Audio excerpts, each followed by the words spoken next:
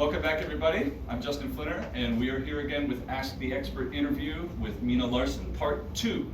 And we're going to talk today about the exam process, the certification process, and give you some real questions that came from students as well as some acupuncturists via a survey that we performed. So, Mina, I'm really glad to be back here with you again for part 2. Thank you, Justin. Thank you for having me here. You're all set? Yes, I am. Thank you. The first question, I'm going to go right into this, everybody. So the first one is about the exam and the certification process. So once we get certified after graduating and whatnot, we have to go through and take these tests. Yes. And they're different based on the states. They're different based on the state requirements. They're different based on the topic. So can you just tell a little bit about the tests themselves for the students who are preparing for exams? So what exists and what do they have to do? Right. First of all, I want to explain about the format of our NCCAOM examination system. The formats are modular examinations, so there are a set of exams that basically are created for testing entry-level competence. So we have one module that's acupuncture for point location. The second module is Chinese herbology. Then there's one for foundations of oriental medicine, and then biomedicine, which is what we call our safety exam. It has components of practice management, ethics. So in order for one to be certified, NCCAOM certified in acupuncture, you have to have taken the 3 of those exams, which is the acupuncture point location, the foundations, and the biomedicine. And then for the Oriental Medicine certification, you have to take the 3 exams plus the Chinese herbology. In terms of how that translates for licensure, NCCAOM exams are required. One of the requirements for licensure. It's important that students and applicants know that just because you take the exams doesn't mean that you're going to go ahead and get licensed right away. It's a prerequisite. We always recommend that applicants contact the states. And we have a wonderful list of all of the states if you go to our website. Yes, we have a map. It's an interactive map that shows all of the different states and has the contact information, the requirements. Some states, like our state here in Virginia, requires the certification that you have to take the 3 exams and maintain your certification. Washington, D.C. requires the 3 exams plus herbs if you want to practice herbs. So they're all different. Florida requires that you have to take the herbal exam in addition to the other 3 exams. Yeah, so I've they're all noticed different. these other states are a little bit different. For example, here in the DC metropolitan area, I started in DC. And for those of you who are in DC, you'll know that you really only need 2 certifications, which doesn't really give you the full board certification. So people are still staying board certified because they're taking an exam. But in Maryland, obviously, there is no requirement. You don't need to take any to get your license. In Virginia, it's stricter. You need all 3. So, well, that good news in DC. I'm really excited about the Washington, DC acupuncture societies work very hard with the Board of Medicine in DC to require. They're going to actually require the 3 exams. And they're also going to go ahead and require herbs if you're practicing. So they're changing. Now, does that mean people who are already have their license have to go back and finish number 3? No, they don't. And what really matters is that's a whole process that we call grandfathering. Typically, when a state adds requirements, like for example, Florida, when they added their requirement for the herbal exam, they'll go back and make people that are already existing licensees to take it. There's been a few instances that that's happened. I remember one time when New Jersey added their herbal component. They had some people go back and take exams. Biomedicine has been added, and that's happened on a few occasions. But typically, the norm is when a state adds requirements for NCCAOM exams, they don't go back and retroactivate people to go back and take the exam.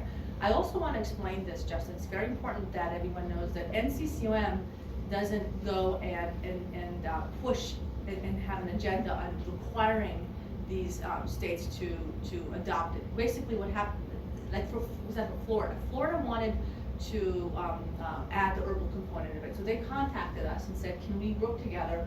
Can you give us information about the Chinese herbal module? Can you give us information about the biomedicine module? So I went ahead and testified that the Florida Acupuncture Board provided it, and then the regulatory board added it.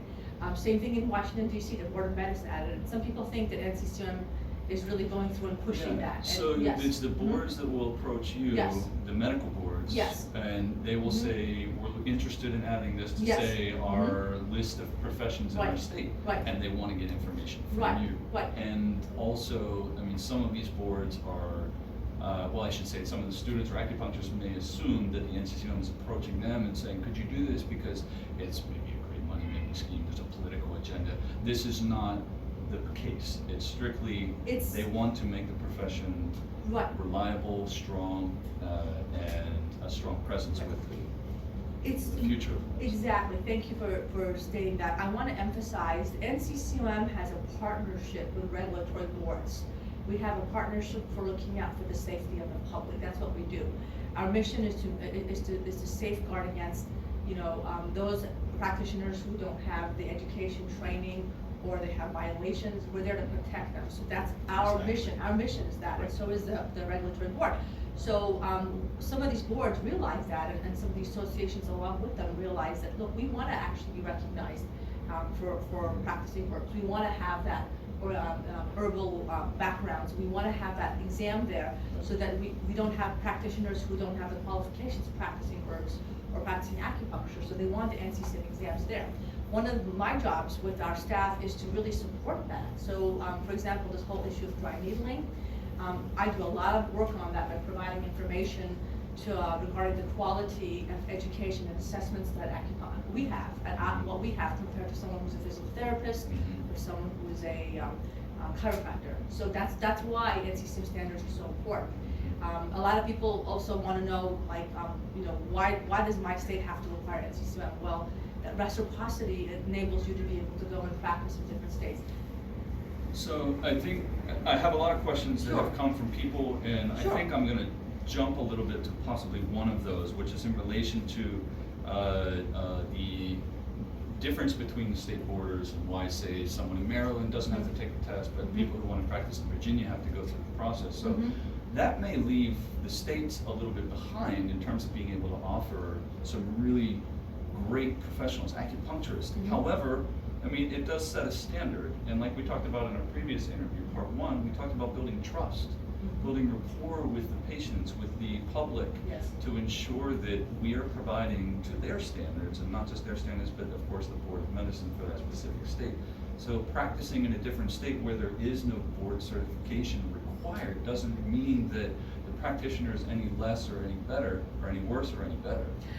Well, let me emphasize the importance of national board certification, because we are dealing with healthcare. We're dealing with acupuncture, which is an invasive medicine. We're dealing with us working in hospitals, working in the VA, working in very integrative settings where we want to get the respect that we deserve. We want to showcase our training. So national board certification is an important part of that. That is why a lot of employers require that right now. The VA, as you know, requires certification, as well as cruise ships. If you want to go work on a cruise ship, the majority of them require certification. It's because that's the gold standard that insurance companies and others want to rely on. So I really encourage those that are NCCAOM board certified and students that want to look into certification to achieve that and to proudly display that. Certification is an important process. When you look at Western medicine and board certification, it's an important deal to show your certification and maintain that. It's the same here with our medicine. So I often encourage our diplomats, please display your credentials, be proud of them. Other practitioners in Western medicine or allied healthcare look at that and they immediately distinguish and respect that. So we know that NCCAOM is not necessarily approaching the boards of medicine across the country, but I assume that it is somewhat important to ensure that all of the states have a certain level of expectation in terms of their practitioners. So it doesn't mean it has to come through the NCCAOM, but this being the most prominent organization ensuring that, I would assume from an acupuncturist standpoint, myself, and owning my own practice, that I would want to refer to somebody, say, in Maryland or another state where they don't require it, but they are board certified. Right, absolutely. And in Maryland, I think the regulation is that you can either be board certified or you have graduated from an ACOM accredited school. So it does allow for certification, and many acupuncturists in Maryland realize that, and they say, we want to be certified. because we want to be able to have that in terms of being able to distinguish ourselves, and also if we want to leave and go to other states, the reciprocity is important to them to be able to do that. And I don't mean to pick on Maryland, but sure. I went to school in Maryland. Yes, That's right, Maryland University of Integrative Health. Yes. And I mean, I live in Virginia, so Yes. I drove to the school for three and a half years. I don't want to drive there anymore because it was too much. I understand. So now I'm in Virginia. So, but It's I have my to, home. absolutely, but Justin, I've seen a trend in states contacting NCCAOM and saying, like, state associations and the regulatory board in partnership, calling us and saying, we want to make sure that we're really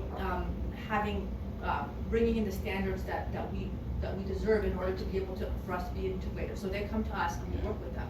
And I do want to address the herbal sort of, because a lot of people are confused about the herbs. And so you have acupuncturists that are acupuncturists that don't practice herbs, and NCCAOM, exactly, and that's why we have a separate certification program for acupuncture, and that does not replace the certification in oriental medicine. They're equal. We don't say one's better than the other. It depends on what the acupuncturist studied and what they want to choose. So states that do want to enact herbs, like for example, you have the state of Ohio, and I worked with them for years to create a system so that they can recognize those diplomates of acupuncture and recognize diplomates of oriental medicine, so that the state actually tracks both, and that really works, so that you don't replace one with the other. So that is something that really we partner with states to do that, because a lot of states do want to have that herbal training there, but they don't want to replace it with those who want to practice acupuncture. So let's take a step back and let's look at it from the standpoint of someone who's preparing to take the exams. That's Yes. just the students out there who are watching this. So someone's preparing to take the exams and they've gone through the years of schooling, they're ready, they've graduated. And I know, I went through it myself. Yes. It's a stressful experience Yes, to it is. just prepare yourself for the exam, not knowing what's going to be on it and whatnot. So what sort of resources does NCCAOM offer to help sort of reduce that anxiety that may exist? That's an excellent question. I'm glad you asked that. There's a lot of information and a lot of resources on the NCCAOM website, and this is one of the most important parts of this interview, is for me to explain that to the applicants. And we have an NCCAOM exam prep center on our website, where we have information about our examination, content outlines. Each of our modules has a content outline that's developed by our subject matter experts. We just updated our content outline because of our last job analysis, and we have the 2021 that's up there right now. We have the study guides that explain the information about our examination. They have frequently asked questions. And then the best part of it is we have practicing tests. A lot of people don't realize that NCCAOM has official practice tests. Use them, they're helpful. Yes. I used them Yes. when they came out. Exactly, and they're So official. They're very helpful. Right, there's a lot of companies and publications that say NCCAOM practice tests, but they're not officially ours. These are the ones where we have our former subject matter experts who worked on the exam helping to develop those. And we price them economically, so we understand students are on a budget. So we definitely encourage our students to really download this information and be able to utilize these resources. So let me go into a few questions that Sure. came from some students. Here's one. It says, why isn't there a bigger emphasis on diet or say meditation, Qigong, Tai Chi in terms of certification process? Why is it just acupuncture, oriental medicine, even body work is something that's Sure. built in there? Sure. Well, one of the educational requirements, it's important for our students to understand that the educational requirements taught at the schools are created by ACOM, the Accreditation Commission for Acupuncture and Oriental Medicine. ACOM is the accrediting organization or board that accredits each of the schools. They're recognized by the Department of Education and U.S. Department of Education, and they're the ones that set the curriculum and the hours of the school. NCCAOM requires those hours as one of the prerequisites for certification. So those hours for Asian body work, Trina, East Asian diet, those are all set forth. Those specific hours are set forth by ACOM. Now, our exams are not dictated by ACOM or education. This is very important for everyone to understand. Our exams are created from what's being practiced out there in the profession. So we do what's called the job analysis. Sometimes people call it an occupational analysis every 7 years, where we survey all of the practitioners out there, certified, licensed from all over, and we ask them specific questions about practice and demographic. We collect that information, and then we use that information. Our subject matter experts use that information to create the exams. That's the blueprint that we use. So it's not that you sit down, break open a textbook, and pick a random chapter and say, I want to ask this really challenging question. No. I think that's the biggest misconception of the NCCAOM. They have a lot of folks in the community don't understand what a robust process and a laborious process it is to create those items. It's a lot, and we use with our subject matter experts have a lot of training. And again, it's all about the blueprint of what's being practiced. That's why we update those exams every 7 years. It's because we want to know what are people practicing, what are trends that we need to be able to include in the exams. Because you're constantly analyzing the market to see how it's changing and changing the exam according to what people are looking for in the job market from an acupuncturist and also real life situations. Right. So going back to that question that the student asked, the reason why some of those areas that they would like to see more of, that has to do with the education curriculum they learn in schools. Our exams, if we feel like more people are doing Trina or more people are doing certain body works, then they'll actually be included in the exams according to the job analysis. So let's go back to the process of taking the exam, but even after you're prepared for the exam or even for the licensing process, it can be a bit difficult to submit like some of the documents that are necessary to apply for board certification. Is there anything that the NCCAOM offers like for guiding someone through this process? Because I remember going through it, not to say that you didn't offer anything then, I was, ignorant of the fact that I should probably look on the actual site and I was examining. So what do you provide? Another excellent question. I'm very excited to announce that the application process, the one that you and others have experienced, has been completely, it's become very efficient, and the time that an applicant would normally take, which was 4 to 6 weeks, is now 1 week. How so? So about a year and a half ago, our staff started working with a new database management system. In the association world, it's called the AMS, Association Management System.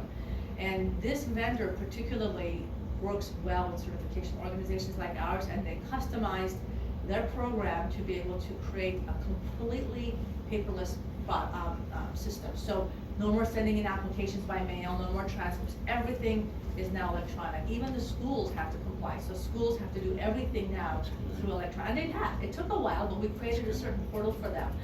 The CNT is now all basically electronic. We work with council and colleges for that. So by having everything go into the paperless environment, it's expedited everything to the point where everything's online.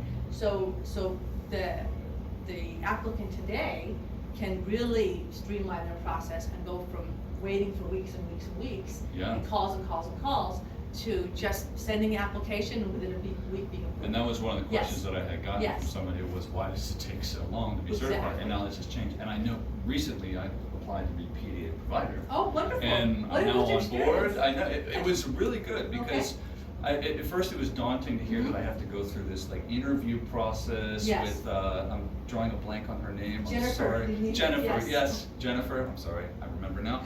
But I went through the process. It was a really nice conversation. She showed me the ins and outs of the system. But the really neat thing was to know that now when I'm also becoming recertified, that it's going to be so much easier. She's telling me with sending documents in, and the school sending in, or whoever the provider is can send it in for you. So the bottom line, I think, is that the system is so much more efficient, at least coming forward for that aspect, because it's still being developed. But what you've stated is now that it takes much less time, so you can actually go do the work that you want to do. You can, and I like to break the news right here with you that our recertification system, which is the next program to unveil, is going to now, we're going to create a system that's going to be like a tracking system, like it is in Florida, where like CE Broker, where you can, like you're a provider, you actually can go in and track all your courses, and it's become so much more expeditious. So that's coming up in the next couple of months, and we're very excited about that. One point I do want to make, Justin, for those applicants that are like ADA applicants or international applicants or special applicants, those will take a little bit longer because of the particular. So we always encourage applicants, if you're ADA or if you apply internationally, or you have something like an ethical, some like a criminal background in your past, you definitely want to answer those questions, and you want to give more time so that the staff can really review that. All right, Mina, so two things I want to go into before I give you these questions that came from some other acupuncturists and other people out there that finished our survey. First one is, can you speak a little bit about how California is different from the other states? Absolutely. So California is the only state that has its own examination requirement. They have their own educational requirements. So if one wants to live in California, you have to take the California Acupuncture Licensing Exam called the CALI. And what I recommend that you do is you go to their website. We have information about the California Acupuncture Board on our website, and you can read about what are the requirements to be able to practice. They have more educational hours than some of the schools as well, so you really want to understand that. For those people that are in California that haven't taken the NCCAOM exams and they want to leave, we recommend also that you look at the state that you want to be able to move. For example, Virginia, you do have to have the NCCAOM certification. So what I always encourage California students to do is to take both. Take the California exam first and then take the NCCAOM exam so that you have that flexibility. We've been in communication and working with the California Acupuncture Board. They evaluated our exam several years ago to look at the equivalency of that, and because of our work there, we're really working with them to hopefully have it in the future so that the two requirements aren't there. I know that creates a hardship sometimes for students to have to take two exams. Yeah, it can, especially myself coming out of school, and I said, I want to practice, but I need to take the exams. Yes. And I mean, it takes time to prepare for the exam, it takes time to take the exam, it takes time to apply for certification, so it can take months and months and months for that process to actually finalize. So it's a good idea to prepare in advance. So what she said is, check out your state wherever you plan to practice, check out all of their requirements, what it is that they need, and even if they don't have a board certification, I guarantee you it will help you along the way if suddenly you have to move, or your spouse has another job in a different state, and then all of a sudden you figure out that state requires the exam. So it's a great idea to have this certification. I know personally it's helped me here in DC, but also in Virginia where I practice in both of them. So the other topic that I wanted to ask you about, which has hit the news pretty quickly in the last several weeks, is Medicare.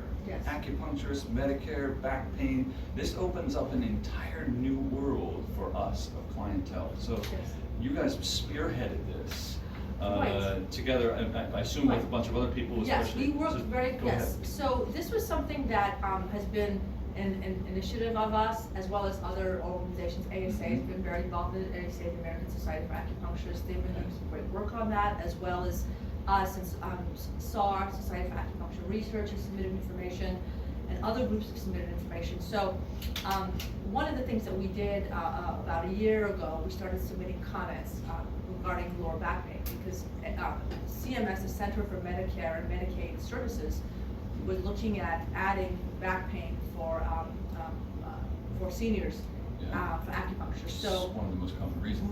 Which was a big deal for us, and we knew this would be an opportunity for us to get acupuncture into Medicare, at least to start to. So we started submitting information, and then lo and behold, we got the news about a month ago that it's been that acupuncture is now covered for back pain, and we weren't expecting it to happen this quickly. We wanted to study it. We thought it would take at least a couple of years. In fact, we had met with some folks within the NIH. It's going to take a while, but it was a good opportunity.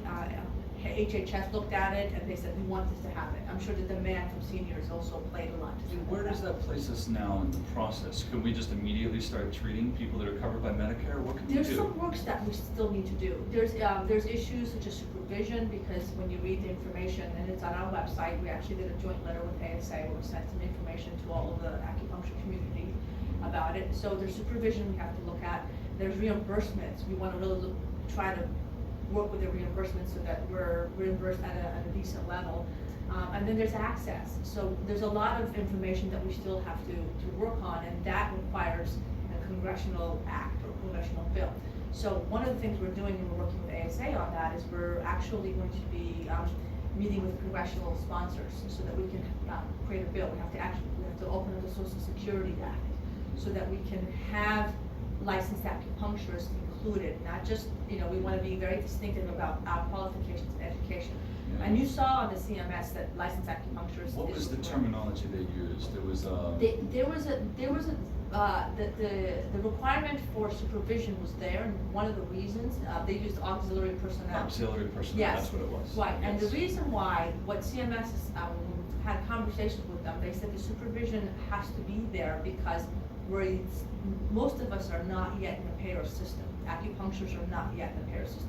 So because of that, we have to have the supervision, but we still, we feel that we can still talk to, through Congress, we can really work on that, so we don't have to have either remove supervision or don't have to have direct supervision. So when they supervision, does that mean I have to contact a doctor's office and they get consent to work out of their office to treat their patients, or can they refer to me to my clinic? That's what we have to define. So it's not defined at this point. Right. The good news is the word direct was not included. Direct supervision would have been very problematic, and that would have really closed up access for many licensed acupuncturists.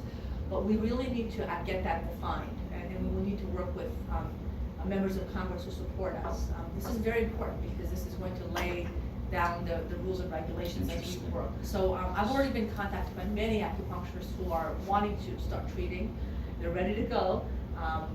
People have questions about opting in and whatnot, and about reimbursement. So what we're going to do is ASA and NCCAOM, and we're going to start putting together more and more information as we're working with Congress, getting a bill going, getting traction on the bill. ASA is having a conference coming up in May. We're going to try to do a fly-in, really get support for something so that we can bring awareness. So those are the next steps, essentially. Yes. I mean, we could be ready, we could already be thinking about how we want to market to this clientele. Right. Start contacting some locations, say this is news, Yes. and it's not going to be on the menu. Right. And the next thing that we should look out for is? The next thing we should look out for is the bill, to support a bill. The bill. And which is why it's imperative that the members of the acupuncture community we work together and not have this, but we really want to put our support behind a bill, and hopefully we'll have the Senate and a member of the House of Representatives support it, and a bill that can really cover some of the areas that we talked about, so that we can go ahead and have it defined in the Social Security Act. So here's something that maybe anybody can do, student or acupuncturist. Mm-hmm. What could we do in terms of reaching out to our representatives? Mm-hmm. Who should we look towards to contact with, aside from just supporting the organization here? Advocacy is very important, and I think that students or diplomats should always know their local legislators, not just their state legislators, but they're also U.S. Congress representatives. Every one of these members have a field office, so I would always put your best garb on and grab information about who you are, introduce yourself. Right. It's nice to have an ask. An ask is when you go in with a particular reason, but sometimes it's also okay to go and say hello. Typically you have staffers there. People are always looking to talk to the member, but most of the time it's the staffers. And the staffers are the ones that really do a lot of the work. So you want to introduce yourself, get to know them, become an expert to them in the field of acupuncture. So when there's something going on, they will contact you. It's important for the grassroots to happen, and then when there's an issue like the support of a congressional bill or support of a state bill, they'll know who you are. Yeah, and this is, I mean, the profession has come this far, Yes. not because it just magically happened, but Yes. because people took action. Absolutely. Talked to people and made things happen. So, Right. and there's a lot of questions asked, which is where we're going to talk about some questions now. Sure. So here are some questions about the actual exams. Let's backtrack a little bit to the board exams. And there seems to be some concern about the cost of the exams. Mm-hmm. And myself included, you come out of school, you have a little bit of debt. Mm-hmm. Okay, some student loans maybe to pay off. Yes. And then you realize that you have to take all these exams and there's a price tag on it. So can you speak a little bit about that? Yes. So this is a complaint I often hear. The NCCAOM exams are expensive and why they're so expensive. So I want to take the time to explain just the cost associated with developing NCCAOM exams. There's a lot of components to creating it, and it's, as I mentioned before, it's an expensive, laborious process. So we have to bring in several outside vendors to help us. We have to bring in what's called a psychometrician, which is, we use currently shorter measurement technologies and ProTech, two groups that really understand the validity and reliability of the items, so they have to come in and work with us. Then we also have our subject matter experts, which are practitioners, throughout the country that we bring in and train and so that they can understand the process of becoming a subject matter expert on our exam development committee. So every one of those exams I mentioned earlier in the interview has an exam development committee. And there's a whole process for that. And we meet regularly. We have face-to-face meetings. We have meetings where a group of other experts write items for the exam, and they have to review those items, make sure that the items are according to the criteria that's for a valid exam. And the psychometrics get involved and look at the validity and reliability. Then it goes back again. There's a lot of work. In addition, we are actually, a lot of people don't know this about NCCAOM too, but we are accredited by the National Commission for Certifying Agencies, NCCA. They create very strict guidelines on the development of our exams, and we have to follow it to a T. They have standards, and you can go on our website and look at NCC standards. So the development of these exams is not just like I mentioned earlier. You break out a textbook, you have 5 people sitting around the table, say this is a great topic, let's ask them all these things. No, it's very, it's a rigorous, robust process. I mean, here's another question about the actual questions themselves, the exam. So when questions are developed, we talked about how they're created and decided upon in terms of it's based off of the job market analysis, etc. So can you talk a little bit about how these questions do come up with and the people that are involved in the process? So all of the subject matter experts that devote their time to developing the items are volunteers. Some of them are educators in schools, some are practitioners. They're all NCCAOM certified, of course, because they have access. And they work together along with our professional staff and psychometricians to develop the exams. So again, they use the references. We have references that are listed on our website to develop exams, but most importantly, they use our content outline, which again goes back to the job analysis. Yeah, the content, this is the one that people you develop for the exams. That's the blueprint of the exam. Right. So as I mentioned, 5 to 7 years ago, we have a group of subject matter experts and members of the profession that volunteer to come up with a job analysis panel to create those contents. And then we have different exam committee groups meet to create the actual items. And this is an ongoing process. This isn't like, okay, we have the exams, there you go. We have adaptive exams, which means that we have to have a rich item bank, and the exams change. Yeah, and I remember that, and that's as you take the test, because I looked that up and I thought, oh, maybe the questions are going to be the same, so I could go and interview some people before I take the exam, and then I realized adaptive means that it's going to change based off of how I perform. So exactly, so you and I can be sitting next to each other at an NCCAOM or a Pearson VUE test center. You will get different items than I will. Let's say you're more prepared and I'm less prepared.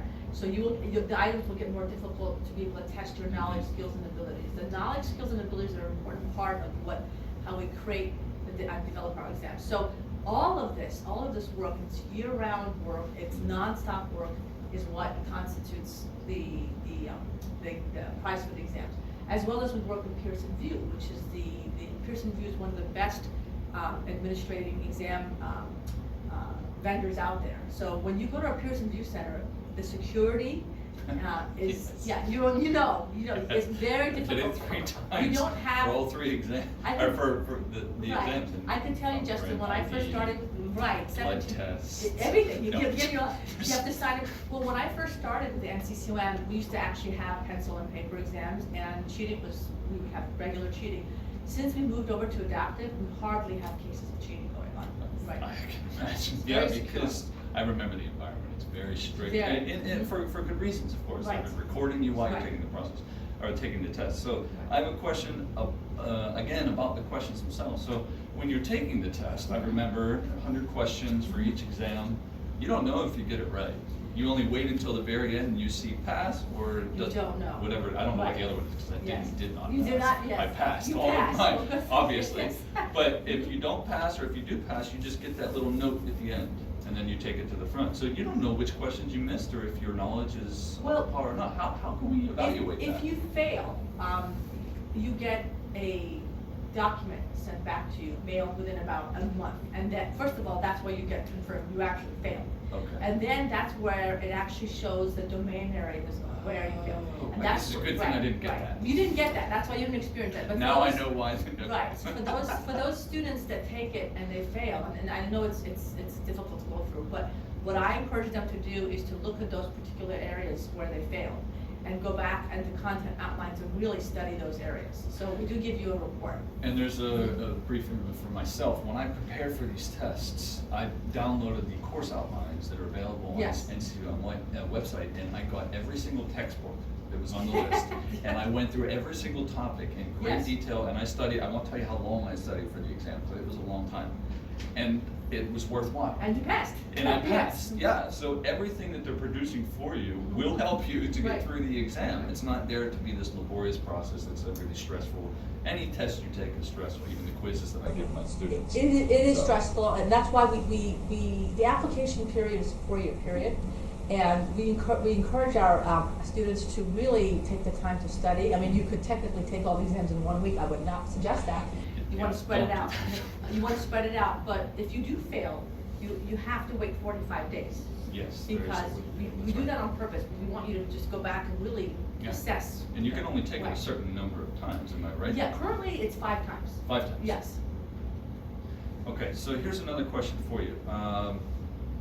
Why isn't there an oral exam like they have in different forms of medicine, where you sit down in front of a board or a group of people and they ask you questions to interpret your level of knowledge? Yes, so we actually used to have the NCCAOM many years ago, and some of our veteran practitioners probably remember this.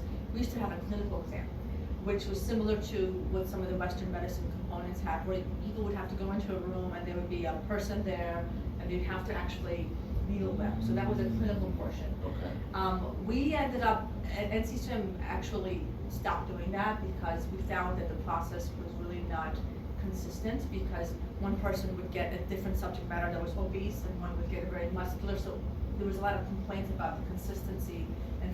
And every school teaches a little differently too, which makes it harder. And the psychometricians we were working with said this is not really valid and reliable, so we did away with the clinical portion. And the oral, in terms of having an oral exam, is very difficult to administer. So if you were to actually bring on different readers, and it would be difficult because some people have accents, some people don't understand the terminology. You'd have to be people that are actually practitioners that can really, particularly when you're dealing with herbs. So we've tried looking at different models and found that this is the best. The point location exam is the closest thing to the clinical, because when you're taking the point location, we try to really improve those images regularly. That's when you can actually distinguish the points with the computer adaptive exam. Right. Very good. So let me ask you a couple questions on the topic of dry needling. Yes. So this is something, all of these questions are essentially coming from acupuncturists or students now. Sure. And the question is, instead of sort of having this battle, which a lot of people are seeing now, between acupuncture and dry needling, someone asked, why don't we get on board with the practice ourselves and start offering better services than physical therapists, like offering, say, trigger point classes or something along this line? Well, this is something that I know some providers are already doing. I know some providers already contacted me, and they want to be able to offer dry needling courses to acupuncturists. And NCCAOM, if you are a provider and you're an acupuncturist, and you want to offer a dry needling course for acupuncturists, they can be a provider. If you're a physical therapist wanting to offer it for physical, obviously we will not approve it. So that's already happening. I know some, and I think there might be some schools that actually have that, but that's something that really needs to be brought up with the schools and ACOM to put dry needling into, actually have more information for dry needling incorporated into the educational programs. But particularly for postgraduate work, I know several acupuncturists who've actually gone ahead and taken dry needling courses themselves. There's also, I know there's been a lot of talk about, oh, well, we should be developing that or something. But again, we want to work with education and providers and those people who actually and my viewpoint on the topic, personally, this is a question that comes from somebody else, but my viewpoint is that we should learn about it. We should. We should actually study dry needling rather than force them to study acupuncture. I agree. Should both on equal sides try to learn a little bit about the forms of medicine. So rather than battle, let's try to find some common ground and work together. Justin, that's something that's being echoed through a lot of the state associations. I really encourage the acupuncturists and students to contact their state associations. A lot of them are already looking into that. They want to start working with, being more collaborative rather than fighting, because we really realize we have to. We believe that 25, 30 hours do not work for physical therapists to be able to practice. No. That is, as I always mention, acupuncture is our medicine, it's not a modality. So we really want to encourage that, but there is room to be able to have conversations for collaboration, and many state associations are moving towards that direction. That's right. So here's another question in relation to the NCCAOM and medical doctors. So the question was, why isn't NCCAOM working to enforce credentials for medical doctors and other Western medicine practitioners using these techniques like dry needling? So, well, the medical doctors have their own certification program, actually, or certificate program, I should say. The AAMMA actually has the AAMMA has a board that actually has a 300-hour program, I believe, that is for acupuncturists that are medical doctors. So they already have it. The chiropractors already have their own too. So whether that's insufficient hours or not, that's there. And a lot of the state regulatory boards say, okay, you have your hours, that's what we're going to require. The physical therapists do not. They don't have any type of set hours or any type of set boards or anything like that. And that's definitely an issue. And now you have the nurses that are trying to do this as well in Washington State and some of the other states. That's definitely a problem. So the question was, why should NCCAOM do this? Well, this is something that really the profession needs to address. And if someone is interested in working with us and creating the assessment, because we are an examination or certification board, we're not an educational board, or we don't create curriculum, that would be a partnership we would do, like let's say with a school or with ASA or another organization. We wouldn't do that with the whole thing, but it's something that the profession would come to and talk to us about. I definitely think there needs to be standards for physical therapists. Currently there aren't, but some of the other professions like the MDs and the chiropractors have already established it. Now, I certainly think that this is something that I think the profession really needs to look at in terms of other, like you've got athletic trainers now. Right, there's a lot of professions that are we have to really be looking at that. Right, and this is something that's really, it is a threat, but at the same time, there's going to be, like with Medicare, there's going to be 80 million seniors that are going to be wanting acupuncture, okay? Right. That's huge. That's many, many, many practitioners. So what we need to do is be collaborative and say, okay, you guys want to practice, dry needling, that this is what you need, and you need to refer to us when you get out of the scope of what you're supposed to practice. We're going to need a lot of people to practice. I think there's room for opportunity also as well in terms of helping to educate the other side of the river, if you wanted to call it that. So medical doctors, PTs, chiropractors, to give them information as to why the methods behind the application of acupuncture, the theories, etc., make sense in applying it in a specific way, as opposed to just shoving needles in. So absolutely, rather than the battle, again, you said trying to find a way to be collaborative, and this is the future of medicine. It's all integrative. It's all working together. This is the future of medicine. This is what's happening right now, is that the medicine works. Consumer growth of acupuncture is more and more. So others want to come in and practice, but they have to first of all be knowledgeable and have the experience and safe to be able to practice. And since we're the experts, this is our medicine, we have to be able to work with them so that we say, this is your scope, this is what you can do, and we need to refer. So those are some of the conversations we need to have. I know some states are already doing that, and some organizations are already doing that. So we always welcome collaboration. So that actually ends the questioning, but I want to give you opportunity to say one more thing. Could you provide some words of encouragement out there for the students who are ready to enter the profession, who are ready to take the exam, they're nearing graduation, they're ready to become acupuncturists officially, they're board certified? Give them a few words of encouragement. Well, we at the NCCAOM are very excited that you are studying this wonderful medicine. We want to support you in every way that we can. We have an excellent staff here in Washington, D.C. that's ready to take your calls, help you. We have even more enhanced customer service tools to help you so that you can have your questions answered. We definitely want you to be prepared to take these exams, and so we encourage you to go to our website, become familiar with the examinations. If you have questions, contact us. We have many resources available. We want you to work with a state licensing board as well, because we work in partnership with them. And what's really exciting for me is that in my conversations with students, they want to go out there and work in hospitals. They want to be integrated. They want to be part of the healthcare system. They want to be part of the solution of the healthcare issues and crises that we have. So we welcome them and we encourage them. That's right.